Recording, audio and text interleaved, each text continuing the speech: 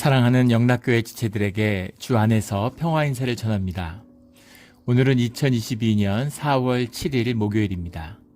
오늘의 묵상 본문은 여호수아 3장 1절로 17절까지의 말씀입니다. 오늘 본문 말씀 3장 1절부터의 말씀은 이렇게 시작합니다. 또 여호수아가 아침에 일찍 일어나서 그와 모든 이스라엘 자손들과 더불어 시딤에서 떠나 요단에 이르러 건너가기 전에 거기서 유숙하니라. 이제 드디어 요단강을 건너는 것입니다. 이 40년의 세월이 지나서 광야의 세월을 이제 마치고 비로소 드디어 요단강에 들어가는 그런 감격적인 순간이죠. 밤에 아마 잠이 안 왔을 것 같아요. 아마 여호수아에게 만감이 교차하지 않았을까 싶습니다. 그런데 또 한편으로는 굉장히 긴장되고 또 두려운 순간이기도 했겠죠. 아침에 일찍 일어나, 아침에라는 게 이제 바보케르라는 말이고, 일찍 일어나라는 게 야슈켐이라는 말인데, 바이 야슈켐이라는 말이 이제 샤캄이라는 말이 원형입니다. 이 자체에 아침 일찍 일어난다는 뜻이 들어있어요. 그런데 앞에 바보케르라는 말을 붙인 것은 아주 일찍 일어났다는 이야기입니다. 이것은 여호수아가 영적으로 깨어있는 상태고, 그런 깨어있는 상태에서 이 사건을 준비하고 있다라는 것을 강조해서 보여주고 있는 것이죠. 이왕 건너는 건데 하루 종일 피곤할 텐데 늦잠 자고 낮에 출발하고 이러는 것이 아니라 아침에 깨어났을 때 하나님의 분별하심을 안에서 분별하고 하나님의 뜻을 분별하고 주님의 뜻에 따라 가기 위해서 영이 깨어있는 그 이른 새벽 시간에 출발하는 것이죠. 새벽 기도의 유익이기도 합니다. 우리의 의식이 깨어나고 생각이 많아지기 전에 우리의 그 영이 깨어있을 때 심령 가운데 주님의 영을 만나기를 원하는 그것이 우리 새벽 기도의 비밀이잖아요. 그것처럼 이른 새벽에 일어나서 출발하는 것이죠. 그 시딤에서 떠나 요단에 이르러 실제 그 거리를 보면 한 2-3km밖에 이제 시딤에서 요단강까지 한 2-3km밖에 안 떨어져 있기 때문에 하지만 사람들이 일어나서 걸어가는 거리고 또 뭐 짐이야 전날 다 쌓을 수 있었겠지만 그 말뚝을 뽑고 성막들 또 그런 장막들을 정리하고 이런 상당한 시간이 걸리겠죠. 그래서 그런 시간들을 다 포함하는 것이죠. 거기 가기 전에 거기서 유숙하니라 이렇게 돼 있어요. 유숙한다라고 해석한 것이 이제 바이 얄리누라는 말인데 바이 얄리누라는 말이 뭐 영어로 하면 럿지입니다. 말 그대로 이제 잤다는 뜻인데 낮에 머무르는 데 쓰는 표현이 아니라 밤에 잤다는 뜻이에요. 그러니까 밤을 보냈다. 그 말이 그대로 받은 것이 2절에 사흘 후에라는 말이죠. 3일을 요단강 앞에 이제 머무르고 있는 겁니다. 200만이 이동하는 거니까 거의 200여만이 그 사람들이 짐을 풀고 선발대가 요단에 도착했는데 지속해서 다 도착해서 요단강가에 모여서 건널 준비를 마칠 때 그때까지 사흘의 시간이 걸린 거죠. 사흘 후라고 하는 것은 우리 여러 번 성경 말씀 우리 묵상하면서 강의하면서 나누었던 그런 말이죠. 성경에서 사흘 후라는 건 굉장히 중요한 표현이에요. 사흘 후라고 하는 것은 주님의 새로운 역사가 시작되는 것이 사흘이죠. 물리적인 시간의 의미도 없는 것은 아니지만 사흘 후라는 말이 성경에 굉장히 많이 반복되는데 사흘 후에는 새로운 역사가 시작되는 사흘 후에 주님이 부활하셨죠. 그 비유를 아마 10개는 들 수 있을 것 같아요. 그 사흘이라는 시간이 지났다라고 하는 것은 주님의 충분한 시간이 되고 그 우리의 육신의 시간이 끝나는 그때 하나님의 새로운 시간이 열린다라는 의미입니다. 우리 올해가 우리 사순절이 우리의 사흘이 되기를 예수 그리스도의 이름으로 축원합니다. 그 사흘 후가 된 뒤에 그들이 관리들이 진중에 두루다니며 백성에게 명령하여 이르되 3절에 너희는 레위 사람 제사장들이 너희 하나님 여호와의 언약궤 매는 것을 보거든 너희가 있는 곳을 떠나 그 뒤를 따르라. 이들이 이동할 때 언약궤가 먼저 움직이는 것이죠. 그래서 언약궤 그 뒤를 따르라라는 것은 하나님의 인도하심 가운데 순종하고 주님을 따라간다라는 뜻이 들어있죠. 하나님의 임재를 상징하는 거니까 그 표상이니까 언약궤가 움직이는 것을 보고 그 뒤를 따라가는 겁니다. 그런데 제사장들이 그것을 언약궤를 맨다라는 것이 특이하죠. 우리 민수기 4장에 나오는 것처럼 레위 지파 중에 고핫 자손들이 이 언약궤를 매게 돼 있습니다. 그런데 뒤에 말씀 가운데 보면 그런 경우들, 제사장들이 매는 경우들이 있죠. 그 경우들 오늘의 이 사건처럼 특별한 날인 겁니다. 특별하게 주님의 인도하심을 구하고 주님의 인도하심과 함께하는 날이라서 이날은 제사장들이 이것을 메고 가는 것이죠. 이 자체가 주님의 임재 가운데 나아가는 예배다라는 것을 보여주고 있는 겁니다. 제사장들이 언약궤를 매는 것을 보거든 그 뒤를 따르라 이렇게 전파하고 있는 거죠. 4절에 그러나 너희와 그 사이 거리가 2000규빗쯤 되게 하고, 한 규빗이 이제 45.6cm 정도 되죠. 45cm로 잡으면 2000규빗이면 한 900m 정도 됩니다. 상당한 거리죠. 900m면. 왜 900m 뒤에서 따라오게 했을까? 그럼 주님을 여러 가지 해석들이 있어요. 주님의 일단 경외감이겠죠. 가까이 붙어서 가는 것이 아니라 주님과 거리를 둬야 하는, 휘장으로 쳐져 있고 지성소에 머무는 언약궤가 나왔는데 거의 가까이 머물 수가 없는 것이죠. 주님을 향한 경외감과 주님과 로부터 우리를 지키기 위한 이제 그런 거리다, 뭐 이런 해석도 있고, 또 주님을 바라보기 위한, 주님의 인도하심 가운데 주님이 가시는 길을 바라보기 위해서 200만이 따라가고 있잖아요. 그러니까 사람들이 그것을 사람들에 가려서 안 보이는 것이 아니라 그 사람이 보이도록 모든 사람들이 바라볼 수 있는 그런 거리의 의미가 2000규빗이었다, 뭐 이런 해석도 있습니다. 그런데 흥미로운 것은 여기 이 2000규빗이 훗날 이제 랍비들이 만든 이 안식일을 지키라는 10계명의 부속 613개의 이제 율법을 만들게 되는데, 계명을 그 가운데 안식일의 규례 중에서 이동할 수 있는 거리의 한계를 2000규빗으로 정했다는 겁니다. 예, 그래서 이것은 주님이 허락하신 거기 때문에 주님 안에 머문다고 했을 때 2000규빗까지는 주님의 임재 속에 있는 것이 안식일의 질서인데, 안식일 날 900m는 이동해도 된다는 거죠. 지금 900m는 아무것도 아니지만 차가 없을 시절에 걸어서 이동하는 거니까 900m는 상당한 거리고, 아마 농경시대에 대부분 사람들이 900m 이상 걸을 일이 별로 없었을 거예요. 그런데 이 900m가 그 규례의 근거가 됐다라는 것이 이제 흥미로운 것이죠. 그것에 가까이 하지는 말라. 그리하면 너희가 행할 길을 알지니 너희가 이전에 이 길을 지나보지 못하였음이니라. 그래서 가보지 않은 길, 내 삶의 지경과 경계와 경험을 뛰어넘는 길, 그 길을 가는 방법이 주님의 인도하신 가운데 있다라는 겁니다.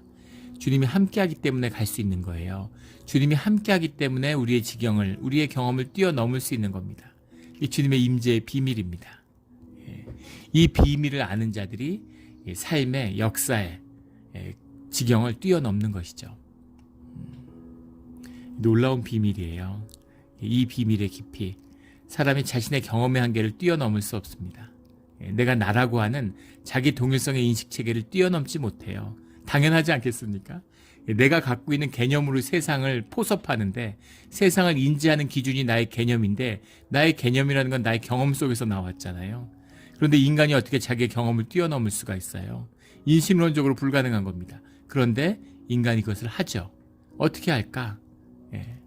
그것이 이제 인지혁명이죠. 사람의 추상 수준, 추상력입니다. 우리 한 몇 년 됐나요? 호모 사피엔스라고 하는 히브리 대학의 이름이 지금 정확히 기억이 안 나는데, 그 세계적인 베스트셀러가 됐죠. 어떻게 호모 사피엔스가 세상의 주인이 될 수 있었을까? 힘도 약하고 아무리 봐도 시원찮은데, 근데 3만 년에서 7만 년 사이에 이제 그 인류학자들이 인간 가운데 놀라운 인지혁명이 있었다는 겁니다. 그 인지혁명의 핵심은 사람이 추상적인 사고를 할 수 있게 된 거죠. 종교적인 사유, 추상 수준의 사유를 하는 것이 인간의 사피엔스의 비밀이다. 사람들이 소통하게 되는 비밀이고, 그룹을 만들 수 있는 비밀이고, 처음 만날 사람들과 교제할 수 있는 비밀이고, 없던 것을 만들어낼 수 있는 비밀이 되는 것이죠. 그 비밀, 이 비밀이 뭐겠어요? 이 비밀이 우리 가운데 10년 가운데 있는, 우리 10년 가운데서 만나는 이 신령한 초월의 비밀이 주님의 형상으로 주어진, 우리에게 주어진 이 영이에요. 영의 비밀입니다. 그 영을 통해서 우리의 육신의 한계를 뛰어넘는 것이죠. 이건 굉장히 깊은 말씀이기 때문에 오늘 본문 가운데 다 나눌 수 없는 이야기지만 이 말씀 너희가 이전에 이 길을 지나보지 못하였음이니라. 주님과 함께하기 때문에 이 길을 뛰어넘는 거죠. 요단강을 건너갔기 때문에 새로운 삶의 길이 열리는 겁니다. 물리적인 요단강이 아니에요. 내가 요단강 몇 번을 건너가고 매일 걷는다고 삶에 뭐가 달라지겠어요? 그런 의미가 아니라 주님과 함께하는 길이기 때문에 우리의 육신이 넘는, 우리의 발길이 밟고 넘는 요단강이 우리 삶에 완전히 새로운 차원의 시간을 열어주는 것이죠. 이런 삶의 차원을 열어가는 우리 신앙의 길, 믿음의 길이 되기를 주의 이름으로 축원합니다. 5절에 여호수아가 또 백성에게 이르되 너희는 자신을 성결하게 하라.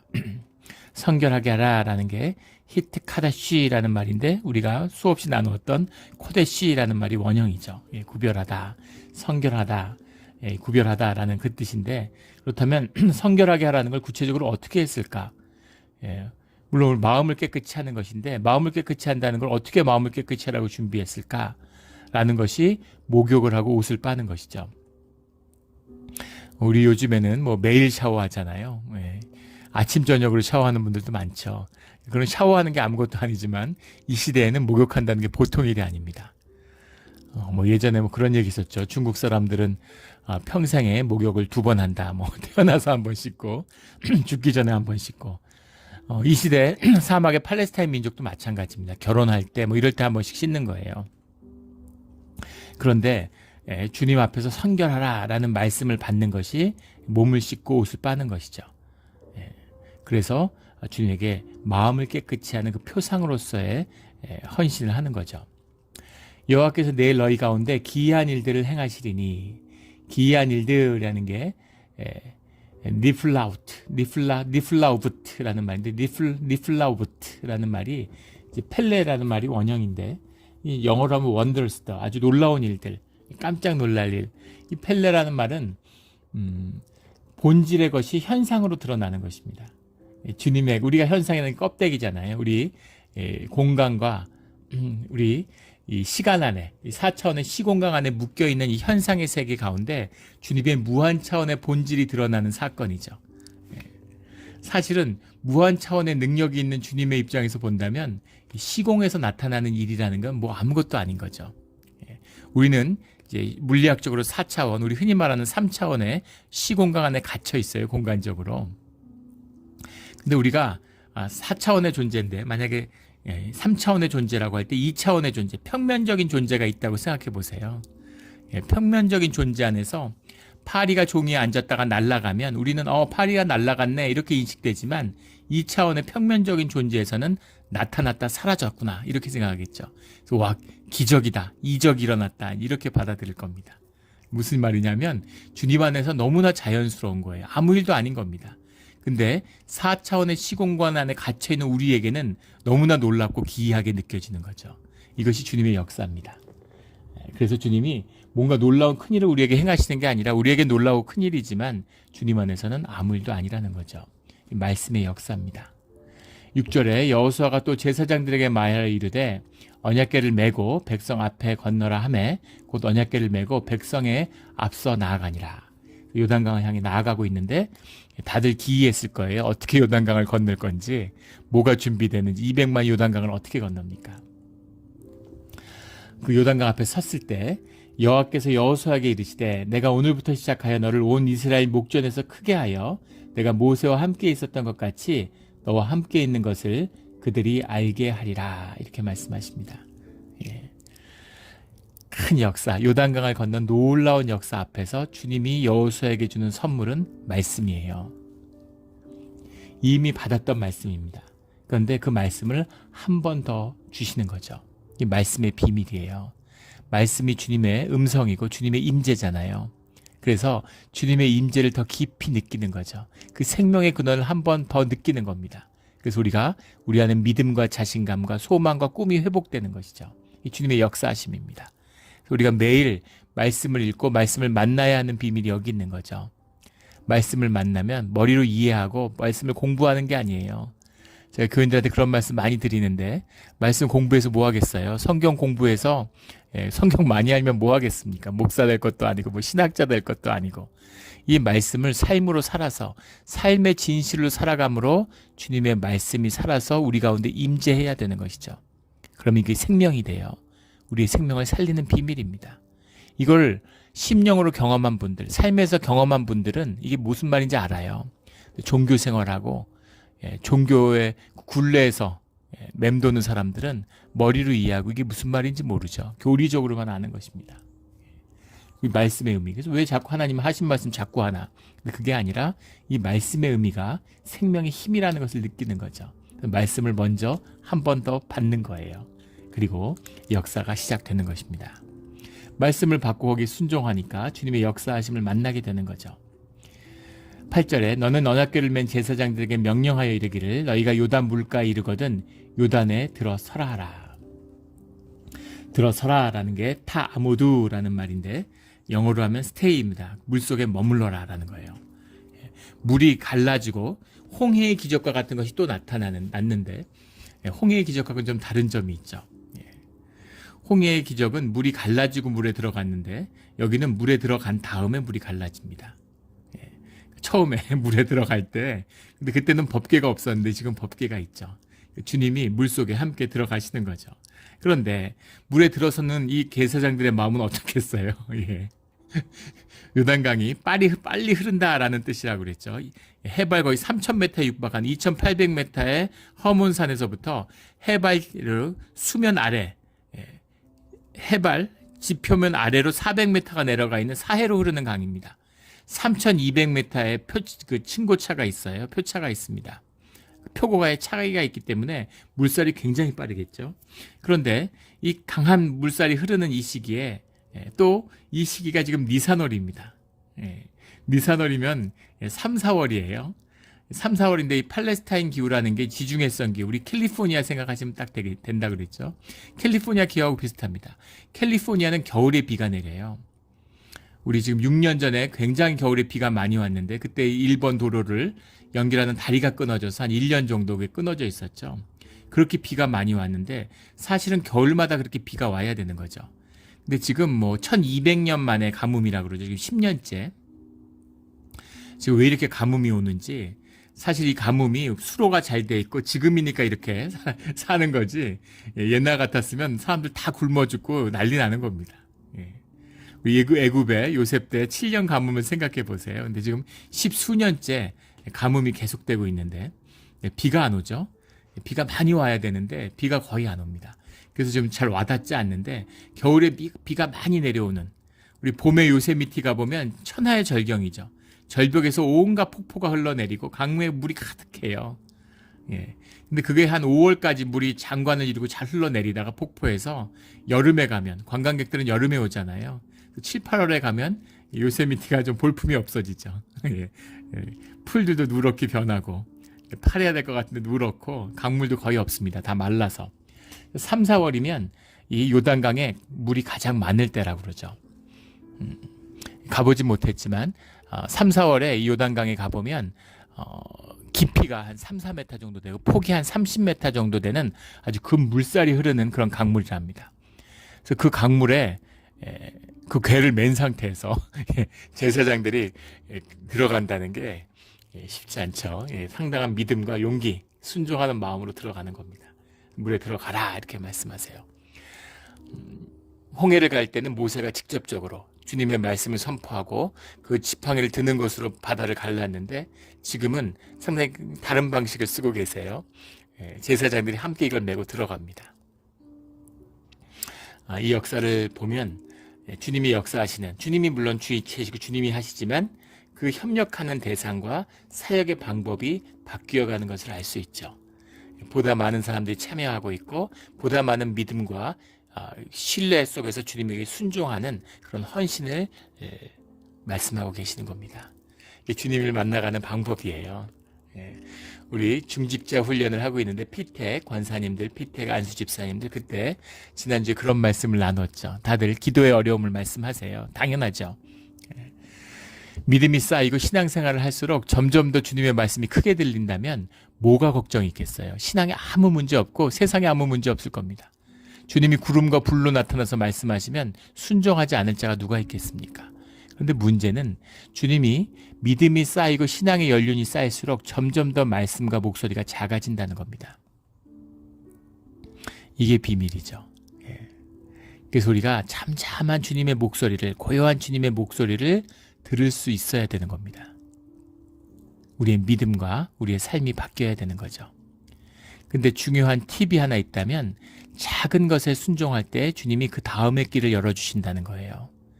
작은 걸 거역하면 그 다음의 길이 닫힙니다.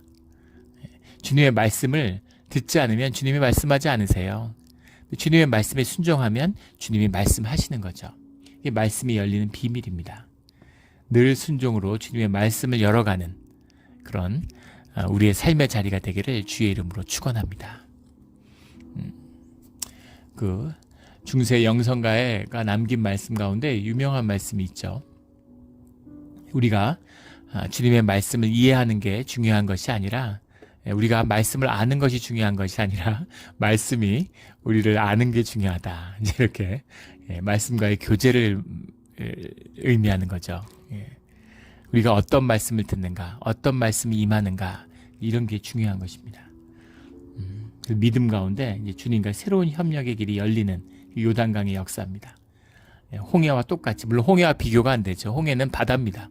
바다를 가르는 건 엄청난 역사였던 반면에 이것은 요단강은 뭐 거의 홍해하고 비교하면 뭐 실개천 수준이죠. 하지만 그렇다고 폭 30m의 강을 건넌다는 게 결코 쉬운 일은 아닙니다. 그래서 이걸 건너는 거예요. 10절에 9절에 여호수아가 이스라엘 자손에게 이르되 이리 와서 너희 하나님 여호와의 말씀을 들으라. 이스라엘 자손에게 이르되 이리 와서라는 게 200만이 다 나오라는 얘기가 아니라는 것을 우리 예전에 여러 번 나눴습니다.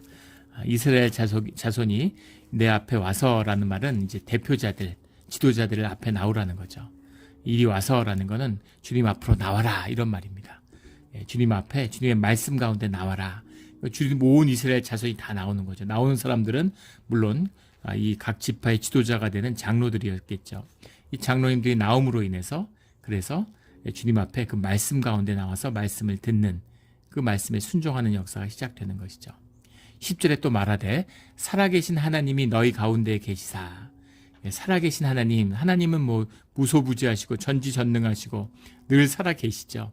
살아계신 하나님이라고 할 때는 하나님의 임재, 하나님의 살아계신 하나님의 역사가 우리 가운데 움직이는 그 임재를 고백할 때 우리가 그런 말씀 하잖아요. 하나님 살아계시는구나. 하나님 살아계시는구나. 이런 우리가 고백을 하는 것처럼 살아계신 하나님이라는 건 우리와 교제하시고 우리와 말씀하시고 우리의 가운데 머물고 계시는 하나님이 이런 말씀이죠. 그 살아계신 하나님이 너희 가운데 계시사. 가나안 족속과 헷 족속과 히위 족속과 브리스 족속과 기르가스 족속과 아모리 족속과 여부스 족속을 너희 앞에서 반드시 쫓아내실 줄을 이곳으로 너희가 알리라. 그래서 팔레스타인의 7 족속을 하나님이 쫓아내실 거라는 것, 가나안 땅을 주실 거라는 것을 이 요단강의 기적을 통해서 알아라 라는 그 말씀입니다. 이렇게 바닷물을 갈라주실 거면 알아서 전부 다 10가지 재앙 같은 걸로 미리 요단강 건너기 전에 요단강에 다 쫓아내 주시지. 근데 그렇게 하지 않으시는 거죠.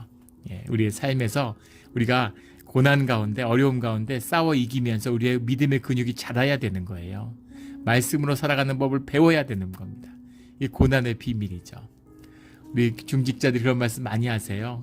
참 좋을 때 주님께 기도하고 좋을 때 주님 앞에 나면 얼마나 좋을까. 꼭 어려운 일 있을 때 기도하고 힘든 일 있을 때 새벽에 기도의 자리를 찾는데 그때는 항상 이제 주님의 앞에 머물겠습니다. 주님과 함께 하겠습니다. 이렇게 다짐하지만 또 좋은 시절이 오면 주님을 자꾸 잊게 된다고. 어떻게 나는 이럴까. 그게 우리죠. 우리 모습입니다. 주님이 긍휼과 자비로 우리를 나무라시는 게 아니라 은혜로 우리를 감싸주시는 거죠. 부모의 마음이 아니겠습니까? 주님이 우리와 함께 하신다. 하지만 기억해야 할 것은 우리가 요단강을 가르시는 살아계신 하나님이 우리와 함께 하신다라는 것을 잊지 말아라 라는 거죠. 11절에 보라 온 땅의 주의 언약궤가 너희 앞에서 요단을 건너가나니 보라 라는 것은 봐라 하는 명령형이 아니라 힘내라는 말인데 감탄사예요. 와 이런 말씀. 와 주님의 언약궤가 너희 앞을 지나가지 않냐 이런 말이죠. 놀라움을 표시하는 겁니다. 12절에 이제 이스라엘 지파 중에서 각 지파에서 한 사람씩 12명을 택하라. 이 택한 이유는 4장에 나오는 12도를 세우는 역사를 위한 것이죠. 12지파의 대표성이고 모두가 함께 이 이적의 증인이 되었다라는 그 증인을 세우는 것입니다. 13절에 온 땅에 주 여호와의 궤를 맨 제사장들의 발바닥이 그들이 하나 됐기 때문에 제사장들의 믿음으로 들어가는 것이지만 모든 사람들이 믿음으로 함께한 것이 되는 거죠.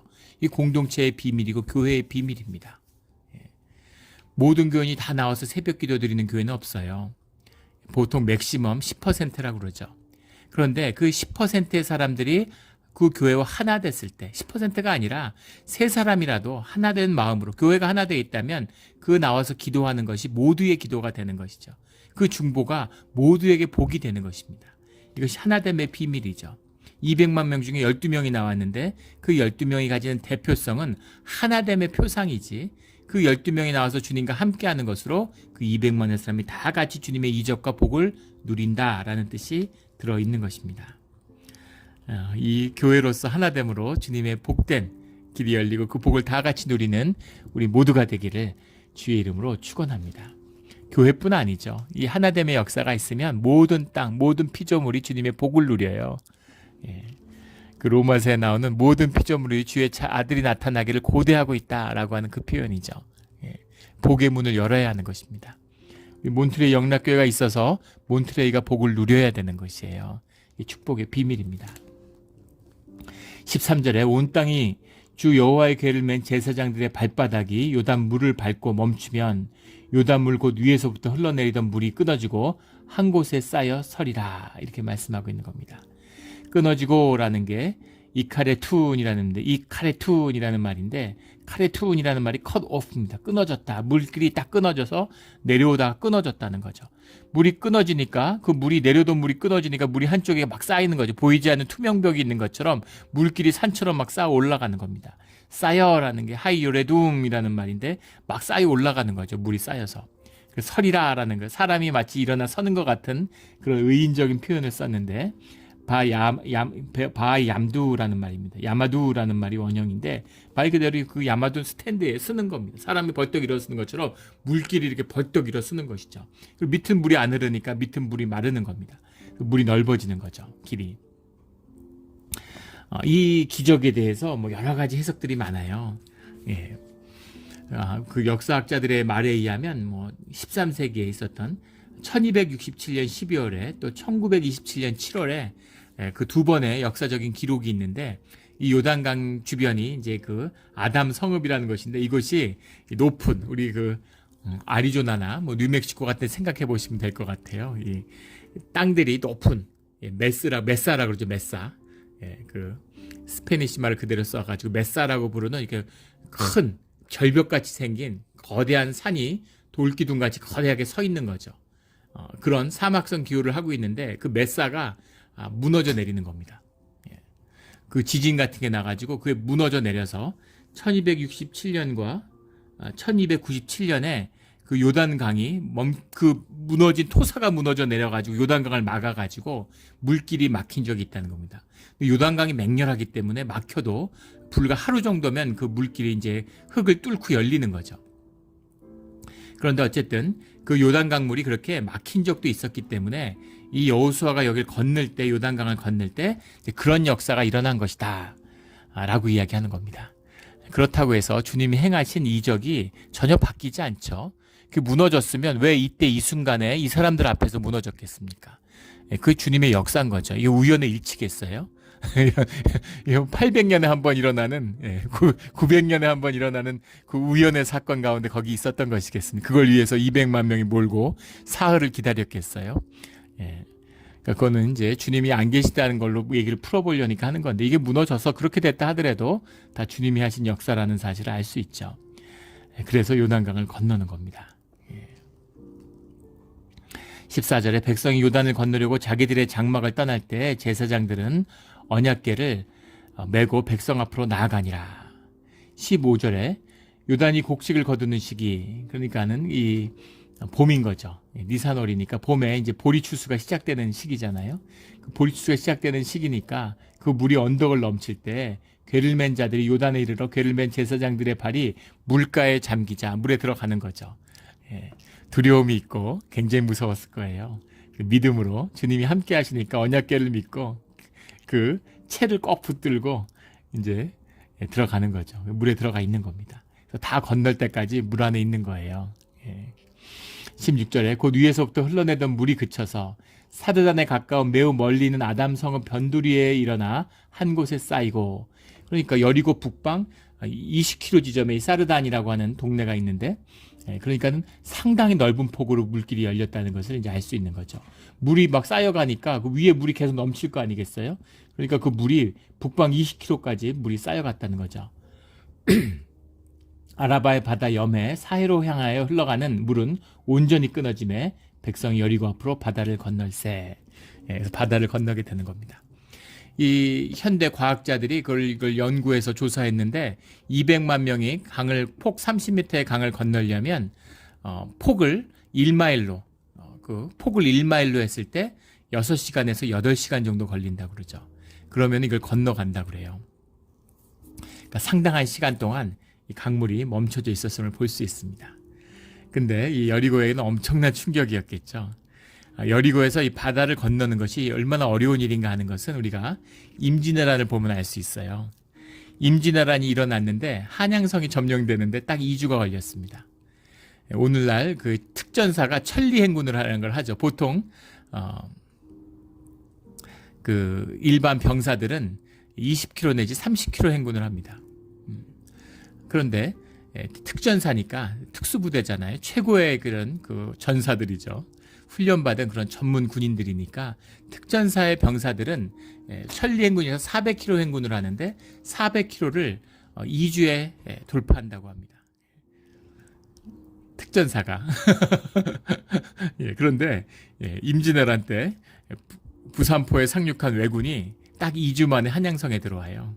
그것도 그 문경세제를 넘어서 충주 앞바다에서 신립군대와 한번 싸워서 그걸 전멸시켰는데 그렇게 하루를 까먹고도 그런 승리를 거뒀습니다. 그러니까 사실상 조선엔 군대가 없었죠. 그리고 20만 명의 왜군이 쳐들어왔으니까 뭐 파죽지세로 그냥 계속 뛰어 올라온 거죠. 그 문경세제 앞에서도 하루를 보냈어요. 문경세제를 보고 너무 두려우니까 자신들이 100년 동안 내전을 한 경험으로는 문경세제에 반드시 매복이 있어야 되는 거죠. 그래서 가토 기요마사가 3번이나 그 척후를 내보내죠. 척후들이 아무도 매복이 없다 그러는데 믿을 수가 없는 겁니다. 매복을 안 할 리가 없는 거죠. 그래서 다시 찾아라 그래서 하루 동안 매복을 3번 내보내요. 근데 문경세제는 비어 있었던 거죠. 믿을 수가 없는, 그렇게 문경세제를 돌파합니다. 딱 2주 걸렸어요. 그런데 재밌는 것은 뭐냐면 그렇게 파죽지세로 벌써 왕은 의주까지 도망을 갔는데 평양성을 점령하는 데는 2달이 걸렸습니다. 그러면 전투하고 싸우니라고 2달을 못했느냐? 그게 아니라 대동강을 못 건너는 거예요. 강을 어떻게 건넙니까? 강을 건너려면 배가 있어야 되는데 배를 만들어야 되잖아요. 근데 배가 있어야 되는데 배길이 있어야죠. 근데 그 당시 배라는 게 기껏해야 뭐 5명, 10명 타는 그런 나룻배로 건너는 거죠. 그 나룻배를 10명이 건너면 그 앞에서 한 100명이 기다리고 있다고 생각해 보십시오. 건너오는 순간부터 배에 딱 갇혀 있는 거잖아요. 배가 건너오는데 배에다 대고 활을 쏘는 거죠. 조총이 무슨 위력을 발휘해서 조총이 없어서 말도 안 되는 소리죠. 우리는 대포가 일본보다 훨씬 일본이 갖고 있지 않았던 대구형 포를 갖고 있었습니다. 사정거리가 10배가 넘는 포를 갖고 있었는데 무슨 조총 때문에 어려움이 있었겠어요. 훈련되고 조직화된 실전을 경험한 군대가 수십만이 오는데 군대가 사실상 없는 거죠. 신립장군이 끌어모은 군대가 3,000인데 충주에 도착하니까 1,000명이 도망갔죠. 왜 문경세제가 아니고 충주에서 싸웠을까? 문경세제에서 싸우면 다 도망갈 것 테니까 배수해진을 친 거죠. 뒤에 물길이 있으니까 도망을 못 간 거잖아요. 신립장군이 맹장인데 할 수 있는 최선을 다했는데 불가항력이었다, 이런 겁니다. 그렇게 상대도 안 되는 왜 왜군이 대동강을 2달이 건너도록 못 건넜을까? 강물이 있기 때문입니다. 강물을 건널 방법이 없어요. 그래서 강물 때문에 싸워보지도 못하고 평양성에 접근 자체가 안 되는 거죠. 활의 길이가 조총보다 3배나, 연사도 가능하고 3배나 더 사정거리가 깁니다. 활이 조총보다 더 세던 시절이에요. 근데 조총이 위력적인 건 뭐냐면 아무 일반인 농민들도 데려다가 반나절만 연습을 시키면 누구나 총을 쏘는 자가 총만 있으면 화승총만 있으면 누구나 쏠 수 있다는 겁니다. 이게 총의 위력이죠. 또 활이라는 건 활을 제대로 당겨서 쏜다는 건 굉장한 훈련이 필요해요. 여러 해 동안 지속적으로 훈련하지 않으면 활을 쏴서 명중시킨다는 건 어려운 일이죠. 말을 탄 상태에서 말을 달리면서 목표물을 활로 맞추려면 10년을 훈련해야 된다는 겁니다. 그것도 어린 나이부터 10세가 되기 전에 말을 탔다는 전제로 했을 때 그때 이야기죠. 그러니까 활을 쏜다니 그만큼 어려운 것이라는 거예요. 그런데 활과 창을 든 사람들이 기다리고 있는데 나룻배로 검을 갖는다? 건너는 족족 무리해서 다 죽는 거니까 건널 엄두를 못 내는 거예요. 근데 어이없게도 그냥 계속 그렇게 버텼으면 되는데 어리석은 지금 이름은 다 까먹었는데 이제 그 평양성을 지키던 수비대가 지켜야 되는데 나간 거죠. 못 건너니까 이제 평양 처음 보잖아요, 왜군들을. 그러니까 만만해 보인 거죠. 그래서 배를 타고 밤에 바다를 건너가게 됩니다. 야습을 하겠다고. 근데 건너가서 싸워보니까 상대가 안 되는 거죠. 뭐 칼싸움 이런 게. 그러니까 일패도주에서 다시 대동강으로 도망오는데 배를 타고 건너거나 그랬어야 되는데 급하니까 병사들이 두려운 마음에 대동강물에 뛰어들어서 대동강을 걷는 거죠. 근데 대동강의 물의 물길을 알잖아요. 그래서 그 얕은 물길을 타서 그 물길로 건넌 거예요. 사람들이 걸어서 건너는 걸 왜군들이 본 겁니다. 아, 건널 수 있는 곳이 있구나. 저기는 굉장히 강이 얕구나 하는 걸 안 거예요. 그래서 그것을 통해서 다음날 왜군이 도강하는 바로 그날 오전에 평양성이 점령됩니다. 그게 비극적인 평양성, 1차 평양성 전투의 진실이죠. 그것처럼 요단강을 건넜는데 요단강 나루를 지키고 있으면 절대 못 건너요. 어떻게 건넙니까? 요단강 나루에 병사들이 한 500명만 지키고 있어도 절대 못 건너요. 그런데 요단강이 말라서 요단강이 갈라져서 거기를 200만이 건너오는 것이죠. 놀라운 주님의 역사입니다. 그래서 모두가 건너게 되는 거예요. 전쟁을 하는 거고 정복하는 게 목적이면 군대만 와야죠. 근데 그게 아니라 생각해 보세요. 전쟁하러 오는데 온 백성이 짐 다 짊어지고 이삿짐 지고 애기들은 업고 어린아이들은 걸리고 노인들 같이 전부 다 부축해서 그렇게 다 같이 건너오는 거죠. 그렇게 정복이 시작되는 겁니다. 이게 주님이 하시는 일이에요. 주님이 하시는 겁니다. 하지만 그 일 가운데서도 이 물을 건너는 백성들이 얼마나 두려웠겠어요. 오른쪽으로 위로 보면 북쪽으로 보면 산처럼 물길이 솟아올라 있는데 그게 풀어지면 한순간에 이제 전부 다 죽는 거죠. 그걸 건너는 동안에 그 두려움이 말도 못했을 겁니다. 믿음으로 건너는 거죠. 강을 건넌 사람도 있고 물이 흐를 때 강물에 들어간 제사장들도 있는데 그 갈라진 강을 건너는 게 뭐가 대수냐? 그렇지 않다는 겁니다. 운전면허 시험을도 전날은 긴장돼 갖고 잠이 안 오잖아요. 그런데 하물며 이 목숨을 걸고 이걸 건너는 또 앞에는 이제 처음으로 말로만 듣던 가나안의 7족속과 전쟁을 시작해야 되는데 두려움이 이만저만이 아니겠죠. 그 경외와 두려움 가운데 이 강을 건너는 것입니다. 17절에 여호와의 언약궤를 맨 제사장들은 요단강 가운데 마른 땅에 굳게 섰고 그 모든 백성이 요단을 건너기를 마칠 때까지 모든 이스라엘은 그 마른 땅으로 건너갔더라. 그들이 모두 건널 때까지 주님이 그것을 지켜주신 것이죠. 또 주님과 함께하는 믿음의 이 제사장들과 여호수아가 그 백성들의 중보자로 함께한 것입니다. 이것이 우리가 오늘 사는 믿음의 우리의 신앙의 자리예요. 주님이 함께하심으로 우리가 두려움이지만 작은 순종을, 하지만 우리에겐 큰 순종이죠.